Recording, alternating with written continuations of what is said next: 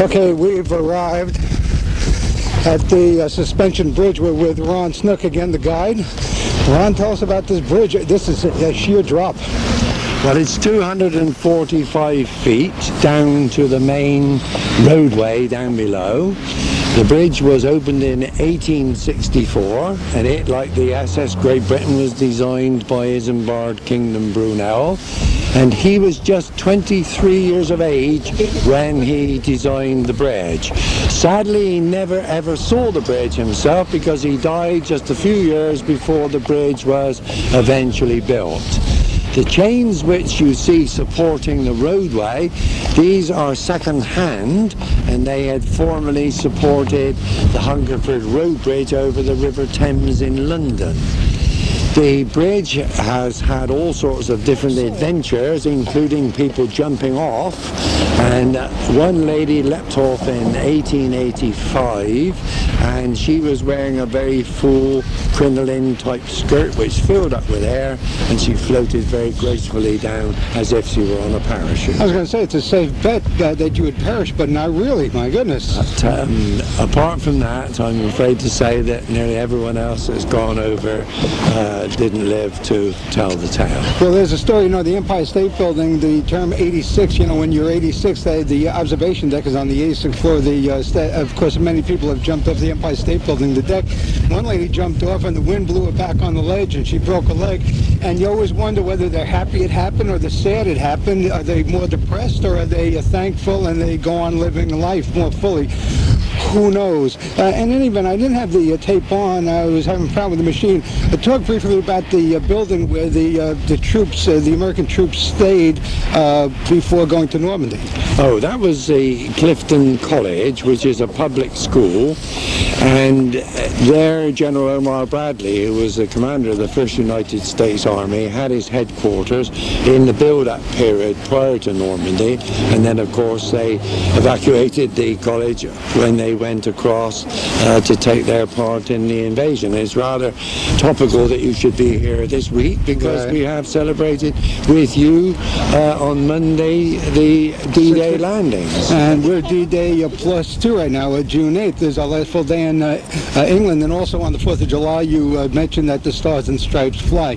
Okay, Ron, so that's it, and there are some girls being allowed into the school now. It used to be all boys, and as I recall, the Lord Mayor of, is this Bristol or Clifton? No, Bristol. Clifton is now part of Bristol. Okay, the Lord Mayor of Bristol is a lady, but she's called the Lord Mayor, and her name is? Claire Warren. Okay, Claire Warren. I guess maybe she's campaigning to have that changed, but we never know. And when you refer to her or address her, she's addressed as My Lord Mayor. My Lord Mayor. That's her title. Okay, Ron, I'm sorry to take you away from the group, and thank you very much, and I'll meet you back at the bus. I hope you've enjoyed your back on the bus. visit to Bristol. I hope you'll be encouraged to come back and see us again and stay a bit longer next time when we can show you lots more things. Thank you very much for your kind attention. Let's head for the train. Okay, we're back on the platform waiting, and I understand the Orient Express is on the other track, but will be coming around to us on track 15. We missed just a few of the highlights. I want to talk about the Christmas steps, the oldest churches, the burnt-out church, the dusty feet. Yeah, well, when we were looking at the churches in the centre of Bristol, we were thinking about the old walled city, but outside the line of the old walled city developed in the 12th century a number of ecclesiastical places, most of them Whitefriars, Greyfriars and Blackfriars by name. But the oldest existing building from that time is the Priory Church of St James, and that dates from 1129. St James's Church was said to have been built by the builders of stone, which was brought to this country from Normandy, from Caen, in fact in Normandy, which again we were thinking about this week with the invasion in World War II. The Christmas Steps area is of course very much later. That dates from the 1690s, and This was a muddy, difficult path from the city outwards into the country, and due to the beneficence of a local merchant who provided the money, they put steps there, and they in fact called it Queen Street. And it says Queen Street was steppered and done. And that was a way of saying that they provided a stairway from the lower level of the city up onto the hill. And so that was a very popular place for small antique shops, bookshops and the like, which are still there now. And situated at the very top of the steps is the almshouse of John Foster, which is got its own chapel dedicated to the three kings of Cologne, the three magi from the Bible. And John Foster was a salt merchant, amongst other things, went to Germany, saw Cologne Cathedral, and when he came back dedicated the little chapel that he provided for the people who were living in the almshouse and called it the Three Kings of Cologne. And there's also a church, a burnt-out church that's never been reconstructed.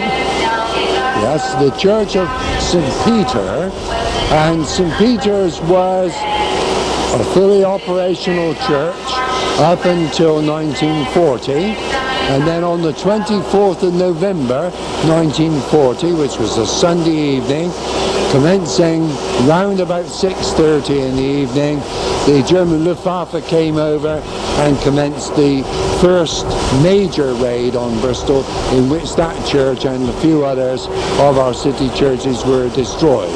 And so that is going to remain as a memorial building to the people of Bristol. They're not going to rebuild it. It will stay as it is, standing as it does now in a park area where is also commemorated the great castle of Bristol, which stood on part of the land adjoining the church.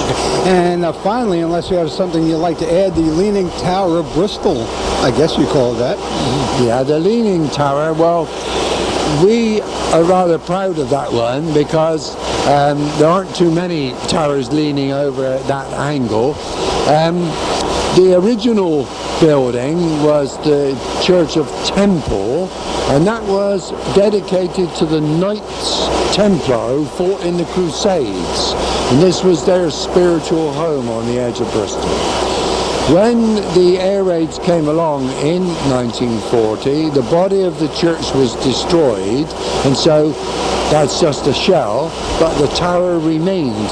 Now, it was put up about 1340, and almost immediately they put it up, it went over on an angle and it stayed rigid ever since like that. So the Leaning Tower of Bristol is a bit of a landmark. 5 feet to the lean. Yes, indeed. You are great, and thank you very much, sir. Thank you very much, and I'm very pleased to have met you and hope you've enjoyed your time with us. Thank you, sir. We're with Michael Rennie, not the actor Michael Rennie, but Michael Rennie, your title here with Orient Express. Actually, Venice Simplon, Orient Express. I'm the train manager, and I've been the train manager since the train started in 1982. This particular train or general? This particular route? Yeah, no, this particular train in general. Wherever the train ran, I've been the train manager since the English Pullman started back in 1982. This is a train. In fact, it's shaped like a train. It's built like a train. It runs along rails like a train. But it really is a group of individual cars with personalities. It's a group of individual cars, and as humans have personalities, so do the cars. They're all different. They're all styled different. They're all beautiful and stylish. But it really is sort of. They all have names. Like we're in Minerva. What are some of the other names on this group of individual cars? Today we've got on the rake Phoenix, which is the front car. Then we've got Ibis, which is a kitchen car, a 20-seater. Then we've got Perseus, which is another parlour car, 26 seats. Then we come down into the next unit where we've got Cygnus. That's a 26-seat parlour car. Then we come into Vera. Vera is another kitchen car of 20 seats. Then we move into Lucille. 24 seats in Lucille. And Then we come on into Minerva, where we are today. Now that's a parlour car as well.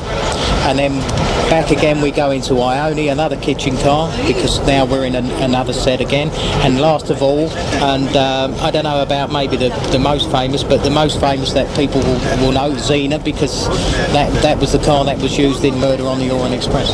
Well, that was the Agatha Christie film Murder in the Orient Express. Oh, so that was the one that was used, but that was a sleeper, was it not? Or that was one of the cars. I know Richard Woodmark was killed in his sleeper.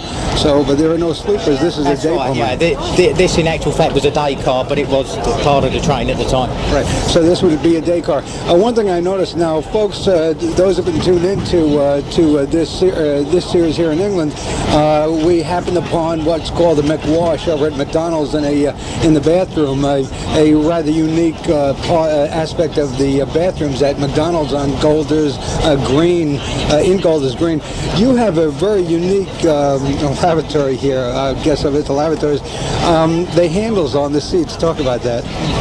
Well, yeah, there's side handles on the top of the seat and the side lifting seat, obviously for the gentleman to lift up. Now we've got a nice mosaic floor in every toilet, every one different. Disiping the car itself, whatever the region of the car is, the mosaic on the floor is in line with that. Nice marble fronting on the sinks, and whatever the woodwork happens to be in the car, the same again in the toilet. Very, very plush. Right, but the handles are very unique. I mean, for obvious reasons, I've never seen that before. Describe the car. Describe Minerva. I mean, we're not going to go through all the cars to describe, but I'm in Minerva. Minerva is my car for the day. Anyway, seat number 7. Describe Minerva and how it's put together and what it looks like. Yeah, and a picture of it. First of all, I'll give you a little breakdown of where the car originated from. Now, it was built in 1927, and it was built by the Midland Railway and Carriage Company up north. It then started work on the Devon Bell from 1947 to 1951. In 1951, it was used in the special Festival of Britain train, which sort of toured around Britain for the festival year. And then from 51 to 61, it then worked on the Golden Era. And I think actually it was retired in 61, and it was put in a museum, the Leith and Craig Railway Museum, and our company acquired it from them in 1981. Now, the design of the car itself is a sort of mahogany wood, mainly mahogany wood in the Edwardian style, and the styling of the marquetry is very intricate. Tiny little scrolls and bells and flowers, and it looks very, very nice. The brasswork, all original. The brasswork's all from all the original moulds, some of the original brasswork as well. Lalique crystal lampshades, brass lamps on the table with silk lampshades, silver vases, white tablecloths. Right. And of course, that description does not fit any other car. Each carriage or car is different. What's the top speed to move along and change direction here? The top speed of the Express? Well, we're governed to 75 miles an hour, which I think really is in line with the cars. Some of the cars obviously are wooden, and that obviously restricts us to our 70 miles an hour. Sorry, 75 miles an hour. But as you can feel as we're going along here now, it's a very reasonable ride. Right. And how is it powered? Well, we're pulled today by a 47 diesel. We mainly use these all the time unless we're on a very special occasion, and we do a little bit of steam haulage. Mm-hmm. I saw some smoke coming up. This is a great ride going home. This is very relaxing. Of course, the dinner was fine, and we didn't have breakfast. We actually had brunch. What about the other routes that the Orient Express takes? Well, we do quite a lot in the UK. I mean, as today you're on one of our tours, and we do 2 tours a week, which alternate between the Bath Bristol, which we're doing today, and on Friday we do the run round lunch, and the following week that alternates again to Leeds Castle and Canterbury on the Wednesday. Again on the Friday we do a Salisbury Bath. We also do quite a lot of special events where we do places like Chatsworth House, Warwick Castle, special trips up to one-off trips up to York and up north, different things. The main train, obviously, as people know, runs down to Venice, through France, up through the Alps. I know Bangkok. Well, yeah, there's another train just started out in Bangkok, which Actually, is that's called the Eastern the Oriental. Eastern Oriental Express. Yeah, it's been running now about 6 months, and there's real good reports coming back from that. Right. Of course, it sort of Orient Express sort of fell on hard times with air travel, of course, in the early whatever, and now, of course, it's coming back. People looking for style and class and grace, and this would be it, I guess. Yeah, sure. I mean, it's the ideal way to travel, and in actual fact, we have regular people that travel with us to Europe that would rather take the leisurely ride, and obviously can afford the leisurely ride, than take the internal flights. Right. Okay, Michael Rennie, I'll let you go. I thank you very much. We're running a little low on date over here, and we're running a little low on time. Anything you want to add about this Orient Express? This morning when I got up, it was raining, and I felt a little down, and then I said, wait a minute, rain, dark, gloomy, Orient Express, murder on the Orient Express, and then the sun came out. It was gorgeous, and I was just as happy about the sun. Well, I just think I'd just like to say to you that I hope you've had a real great time, and I hope to see you again, and you'll come back and visit us. Well, that about does it for the Orient Express today. Our trip on the Orient Express into Harvey's Bristol Winery and Museum in Bristol, England. Just a couple of thoughts before we go. This is our last full day in England. Our first day, my first time out of America. I'm watching the English countryside go by, and kind of hoping I could spend another week. I'm really a little saddened by the fact that I'm leaving this country behind, and some very fine people. As I mentioned before I came over, I was told by more than one person that the English don't really like to speak. They don't chat much with strangers, and I have not found that to be true. This has been a wonderful experience, and some wonderful people. And of course, I'd like to start by thanking the folks at Virgin Atlantic Airways, Richard Branson, the chairman, founder, and the gentleman I first contacted by mail, and he set this whole thing up and got me here, and he's going to fly me home on a big 747. And the folks that work with him, my original contact, the lady in New York City who's now in San Francisco at Virgin Atlantic, Jan Caraway, and the lady that took me from there after Jan left town. I hope I didn't drive her out of town. Diane Leifer of the Public Relations Office at Virgin Atlantic at 96 Morton Street, and I believe the number is 1-800-862-8621 for reservations. They're total class. Wandanet, hi Wandanet, she's with Virgin Atlantic at 96 Morton Street, Manhattan. Also, Mary Homey, International Public Relations, they're in Newport Beach, California, and our contact there is Rebecca Frazier, who has put up with all my insanity regarding taking this trip. And thank you, Rebecca Frazier, again for Mary Homey, International Public Relations, and also my initial contact, Krista Branch of Abercrombie and Kent International Incorporated, and they are the general sales agents for Venice Simplon Orient Express. And also, of course, thanks to my daughter Kimberly for inspiration and getting me to do this thing. And I thank you very much, and I love you very much. And happy birthday, by the way, Kim. She was at 26 on June 6th, so happy birthday, and I'll see you when I get back to the city. In the meantime, you've been listening to Visions, a series of visits to almost everywhere, and we have been everywhere. Thanks for listening, and we'll see you again soon.